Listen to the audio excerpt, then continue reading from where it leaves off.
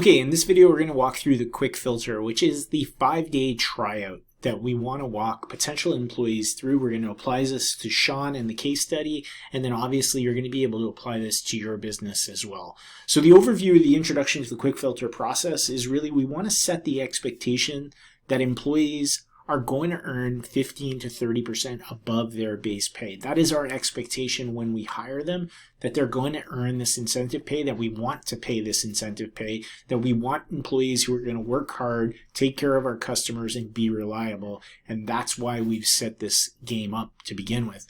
And so we want to start out by coaching our foreman. So what we would do is we would take Sean, we would say, bring in your 2 foremen. We want to walk them through this process and make sure they're comfortable and understand what we are doing when we are recruiting for people on the team. So we'd coach the foreman to evaluate potential employees. We'd encourage them to hire only A players. And so those are the people who are going to be working hard, showing up on time, taking care of the customers, because it's going to make it easier for them to earn up to 30-35% incentive pay based on the system that we've set up.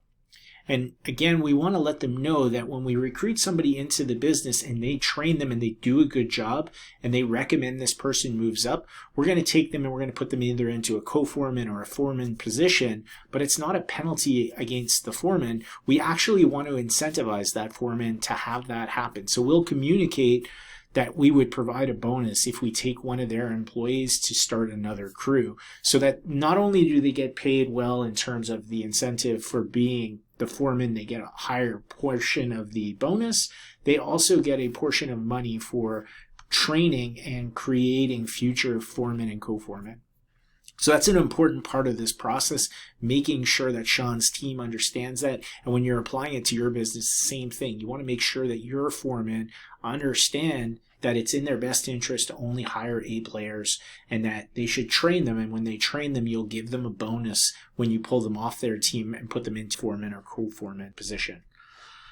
All right, so the next thing we're going to want to walk them through is the performance rating. To get them to see is that an A player is somebody who works hard, excels at customer service, and is reliable. And if they feel like the person that they're evaluating or that they're giving a tryout to fits that criteria and will help them hit the bonus every week or the incentive pay every week, then they can take that person right away. And after the 5 days, they can say, yeah, I want them on my team. I'll take them. Or they can say, you know what, they're above average, but I don't necessarily want them on my team. If there's another crew, they can try out for that other crew. So if somebody says like they're pretty good, they're above average, but you know what, I didn't fit with them, or I didn't personally like them, but I would say that it's okay for another crew to test them out, then they can be invited for another 5-day trial. If the foreman says no, they're definitely an average worker, and they're not picking them up for sure, then what we do is we would thank that employee for their time. Obviously, we would pay them for their time, and we would just move on, and we move on to the next tryout for the next person to fill the open role. And so that's what we want to make sure that the foreman understands, this rating system. So at the end of the week, you guys can debrief. So Sean would meet with his foreman and say, how is the tryout? They would get a rating. If it's an A player, they would say, I want that person on my team. That person would then move from the tryout into a full-time position on that crew. And if it was a B player, then the next crew would be offered the opportunity to work with them if they wanted, and then they would try out for another 5 days. So winning together, right? This is really important that we set this company culture, emphasizing on creating a winning environment, that triple win, right? The customer's happy, they get reliable on-time service.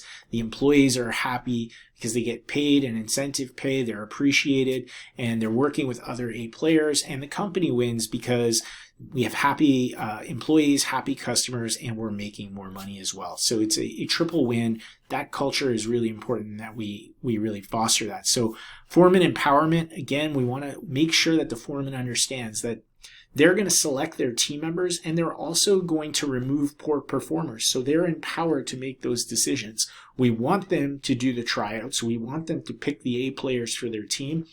And in a few weeks, if that person is no longer working out, we want them to come to management. So Sean, in the case of the case study, or you in your business, and say, you know, John's not working out. We need to cut him. We need to find somebody else for a tryout. And what that does is it means Sean's no longer responsible for micromanaging each of his crews. The crews will eject poor performers on their own because that poor performer brings down their ability to make that incentive pay. And it makes it easier to manage the overall company, and it makes it easier to have profitable crews when you don't have to be micromanaging each of those crews. So this is a really important thing that we want to make sure that we go over with our foreman. So premium pay and incentives. So the foreman's compensation, we want to explain foremans receive a premium pay and a larger percentage of the incentive pay. Generally, because they make more per hour, they get a higher percentage of whatever the pool is based on the fact that they make more than the technicians on their team.